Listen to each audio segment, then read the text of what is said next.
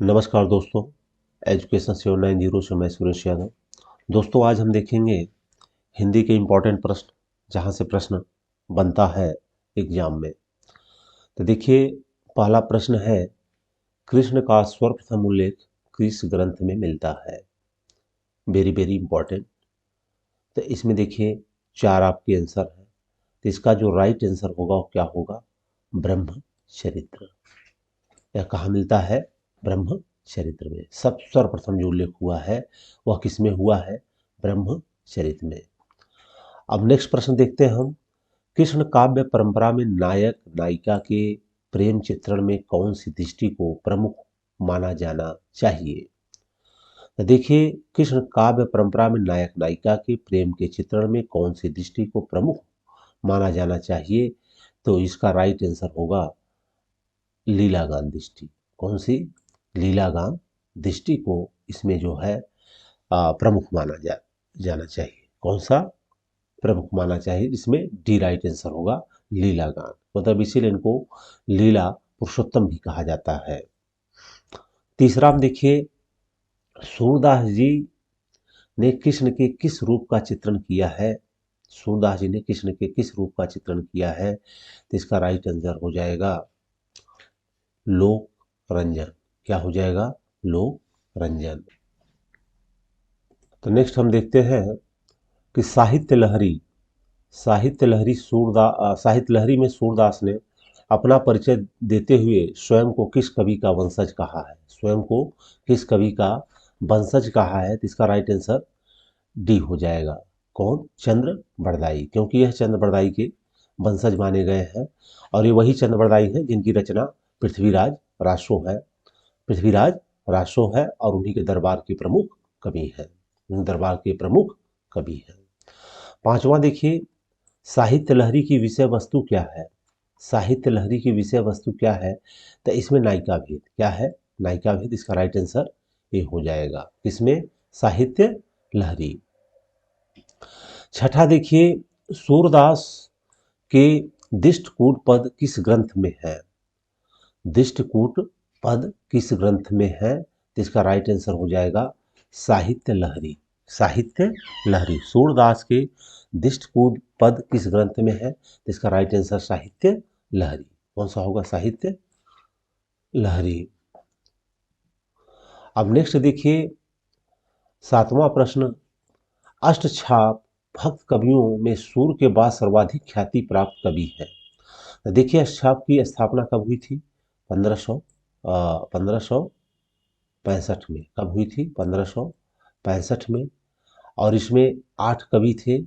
वल्लभाचार्य के पुत्र जो विट्ठलनाथ थे, उन्होंने इसकी स्थापना की थी। वल्लभाचार्य के पुत्र जो विट्ठलनाथ थे, उन्होंने इनकी स्थापना की थी। तो 4 जो भक्त थे इसमें, वह वल्लभाचार्य के थे, और 4 किसके थे? विट्ठलनाथ के थे। 4 किसके थे?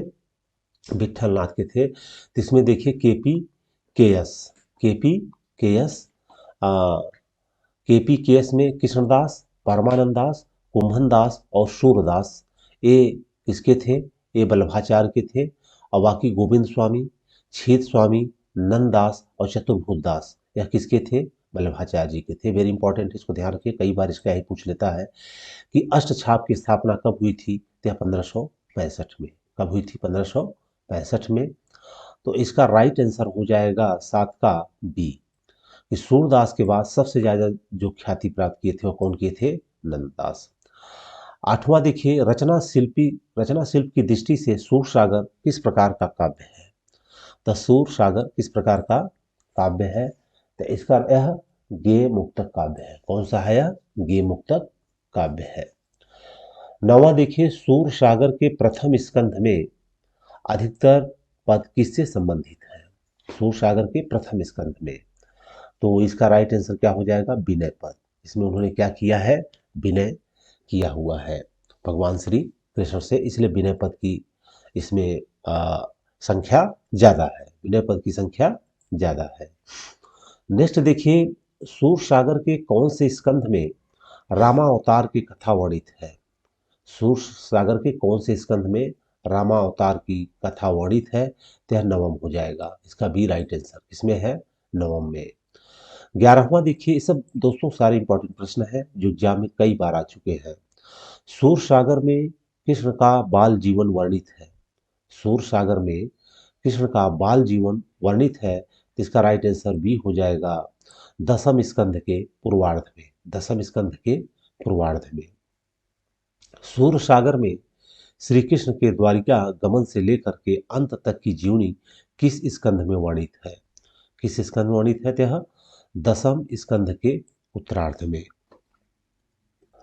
नेक्स्ट देखिए, नंददास ने किस ग्रंथ में रासलीला को आध्यात्मिक व्याख्या करते हुए कृष्ण, वृंदावन, मुरली, गोपी आदि को प्रतीक मानकर आध्यात्मिकता से जोड़ा है? किसने? नंददास ने। तो इसका राइट आंसर हो जाएगा रास पंचाध्यायी में। यह रास पंचाध्यायी काफी इंपॉर्टेंट रचना है किसकी? नंददास की, और कई बार एग्जाम में आई हुई है। 14 देखिए, सूरदास की कौन सी रचना उपालंब में श्रेष्ठ है? मतलब इसे उलाहना दिया गया है, तो कौन सी है? भ्रमर गीत। कौन सी है? भ्रमर गीत। भ्रमर गीत में क्या है कि उलाहना, जिसमें कि उद्धव गोपियों के पास जाते हैं और उनसे बोलते हैं कि तुम कृष्ण की भक्ति छोड़ करके ज्ञान मार्गी अपना लो। क्या मार्ग अपना लो? ज्ञान मार्गी। 15वां देखिए, उद्धव गोपी संवाद से युक्त काव्य को किस काव्य की परंपरा के नाम से जाना जाता है? तो यह पे किससे है ये? इसका राइट आंसर बी, भ्रमर गीत काव्य परंपरा से। याद रखिएगा, इसमें बाकी को नहीं देखना है, केवल किसको देखना है हमें? भ्रमर गीत काव्य परंपरा। और ये काफी फेमस है और काफी इंपॉर्टेंट है, इसको आप ध्यान दीजिएगा।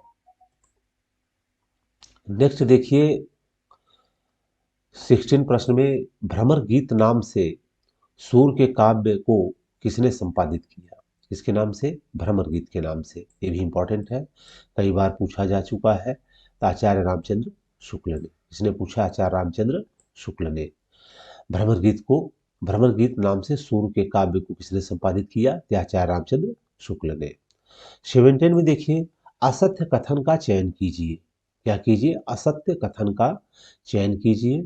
तो इसका जो राइट आंसर होगा, माया ब्रह्म से परे है। माया ब्रह्म से परे है, यही कथन असत्य है।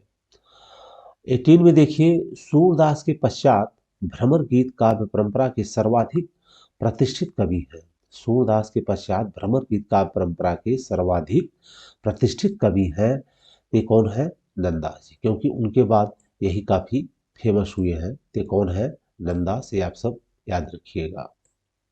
19 में देखिए, भ्रमर गीत परंपरा की किस कृति में व्यक्तिगत प्रेम के स्थान पर देश प्रेम, यशोदा रूपी भारत माता के दुख, विवशता और व्याकुलता की सजीव अभिव्यक्ति हुई है? यह किसमें हुई है? भ्रमर दूत में। किसमें हुई है? भ्रमर दूत में। भ्रमर गीत परंपरा की किस कृति में व्यक्तिगत प्रेम के स्थान पर देश प्रेम, यशोदा रूपी भारत माता के दुख, विवशता और व्याकुलता की सजीव अभिव्यक्ति हुई है? तो किसमें हुई है? भ्रमर दूत में। 20 देखिए, वल्लभ संप्रदाय का दार्शनिक मत है। वल्लभ संप्रदाय का दार्शनिक मत है, वेरी वेरी इंपॉर्टेंट। यह क्या है? शुद्ध अद्वैत। शुद्ध अद्वैत। तो ये दोस्तों काफी इंपॉर्टेंट है और इंपॉर्टेंट प्रश्न रहा।